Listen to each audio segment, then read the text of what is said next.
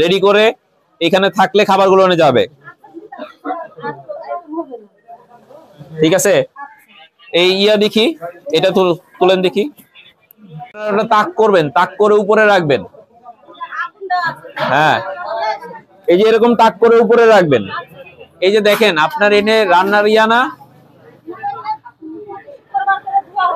দেখেন আপনি তাকায় দেখেন, এই যে দেখেন আপনি যে জায়গায় রান্না করতেছেন এই ঝুলগুলা দেখেন, যে রান্না করতেছেন এই যে দেখেন আপনার পুরো রান্নাঘরের অবস্থা দেখেন, ময়লার ঝুল দিয়ে ভরা। হ্যাঁ, জিলাপি বানানো হবে। এই মালিক কই? এই উনি কই? মোটামুটি মোটামুটি ইয়ার দিকে। ঠিক আছে, এই আবার এই জায়গায় ধুলা ময়লা আসে পরে। এই চুলা দেখেন, এই চুলাটা পরিষ্কার করবেন। এই যে এখানে ময়লার মধ্যে আপনি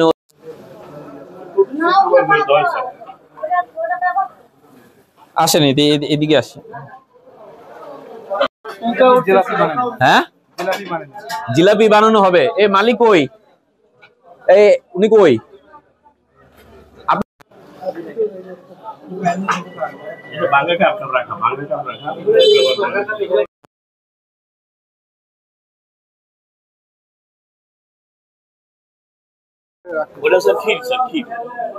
মানে কি গুড়ের ময়লা আছে?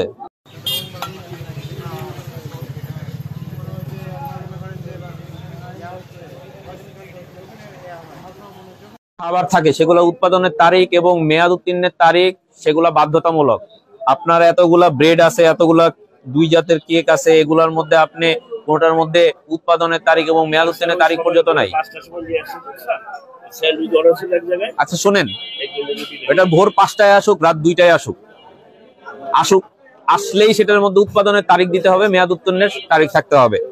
আপনি মেয়াদ উত্তীর্ণ দই এটা ফ্রিজে সংরক্ষণ করে রাখছেন কেন?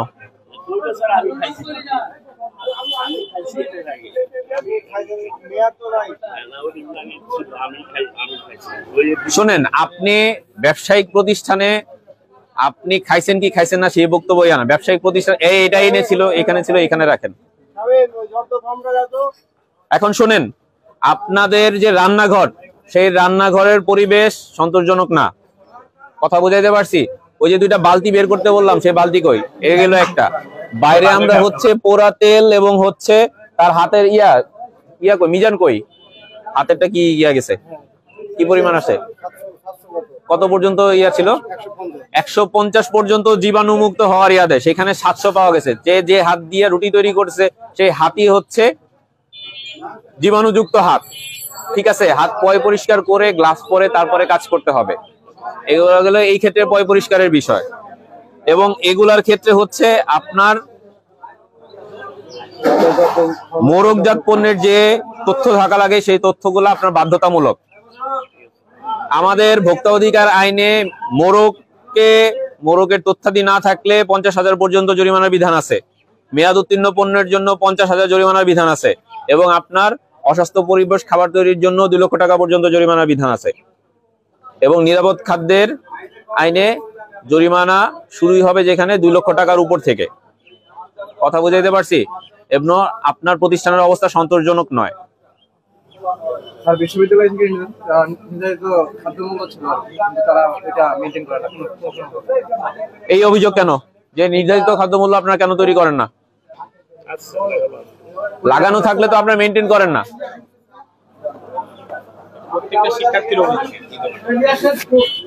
আচ্ছা শোনেন, আপনার কি কি অপরাধ আজকে আপনার প্রতিষ্ঠানে পাওয়া গিয়েছে সেটা আমি বললাম।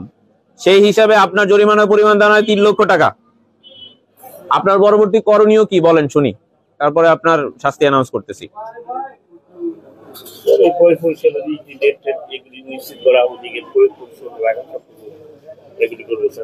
পরবর্তীতে আপনাকে আর সুযোগ দেওয়া হবে না। পরবর্তীতে যা সর্বোচ্চ শাস্তি সেটাই আরোপ করা হবে। আজকে সতর্কতামূলক হিসেবে আপনাকে 30,000 টাকা জরিমানা করা হচ্ছে। ঠিক আছে, এত পরিমাণ মেয়াদ উত্তীর্ণ পণ্য এগুলা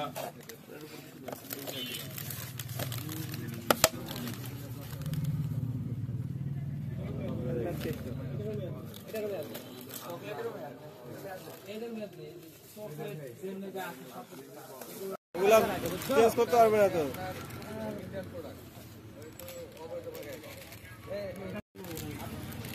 সাদেক কই? সাদেক এই দেখো কি করে না।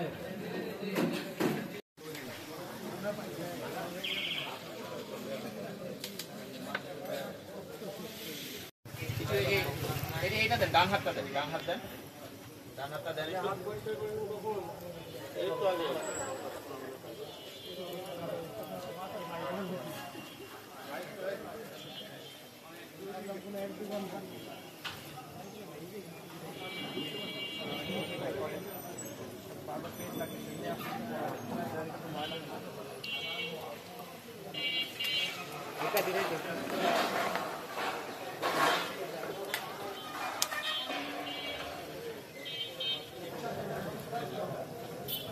সবাই এখানে না এই কাঠের মধ্যে কি করেন? খালি খাবার রাখেন না, কোনো কিছু বানান বানাই না, শুধু রেখে ভাজা করে কাটার কোনো কাজ নেই।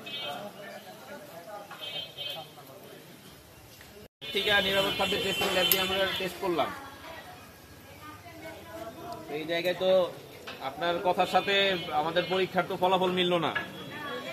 হ্যাঁ, আপনার কথার সাথে তো পরীক্ষার ফলাফল মিললো না।